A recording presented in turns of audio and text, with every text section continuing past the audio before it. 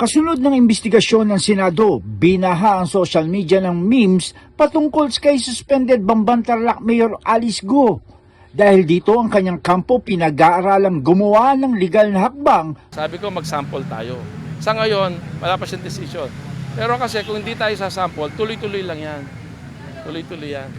Ano babala niyo doon sa mga nagpapakalat ng mali naman laban sa kanya? Alam mo yung fake news, dapat noon pa yan eh. Dapat tigilan na yan eh. Kasi nakakasira ka ng reputasyon ng tao. Kung ayaw mong gawin sa'yo, huwag mong gawin sa iba. Sa isang vlog, ipinakilala pa ang isang babae na kapatid daw ni Go. Mali naman yung pinopost nila. Sasabihin niya, ako po yung kapatid ni ganun. Hindi naman totoo yun eh. E di magpa-DNA siya, willing tayo, i-DNA yung babae na yun, kung sino mo yung kapatid na yun. Ako po si gano'n. Hindi man totoo yun. That is misleading the public.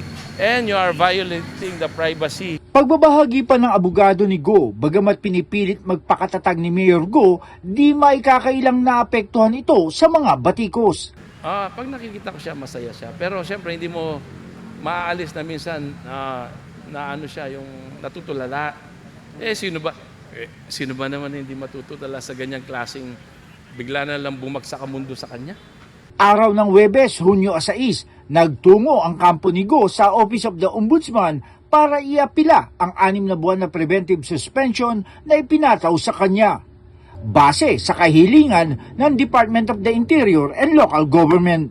Ang ugat ng suspensyon ay ang pagbibigay ni Go ng Mayor's Permit para sa operasyon ng Zunyu 1 Technology, ang illegal Pogo Hub sa Bamban na sinalakay ng Presidential Anti-Organized Crime Commission may ilang linggo na ang nakakalipas. Nag-file kami ng motion for reconsideration at may kaakibat na prayer request na sana i-lift na yung kanyang suspension. Napakahaba ng 6 months eh.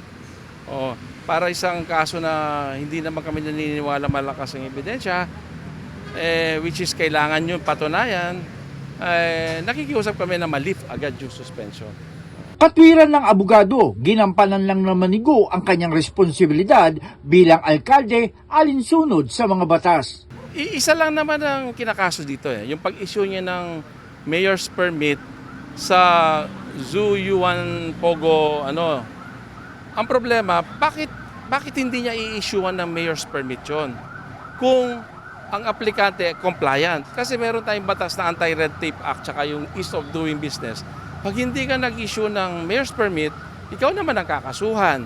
Ngayon, nag-issue siya ng mayor's permit, sinuspende naman siya. Sa 32 pahinang motion ni Go, ibinukod ang kanilang mga ebidensya at kasama dito ang permit sa Pogo Hub na in-issue ng Philippine Amusement and Gaming Corporation o PAGCOR. Meron silang license ng PAGCOR. Yan isa yun sir sa mga kinonsider kaya nabigyan ng permit ni Mayor Alice. Correct. Hindi, isa yon kasi kailangan kompleto yung yung requirement. May checklist yan eh. Pagka nag-apply ka ng mayor's permit, pag kompleto yon o kung hindi kompleto, sasabihan mo yung tao, yung applicant. O kulang ka nito, pakikompleto. Pero ito, kompleto kasi. Kaya inisyuhan niya ng mayor's permit. Janice Cosio, Radyo Inquirer Online. Bayang nagtatanong, mamaya nag-uusisa.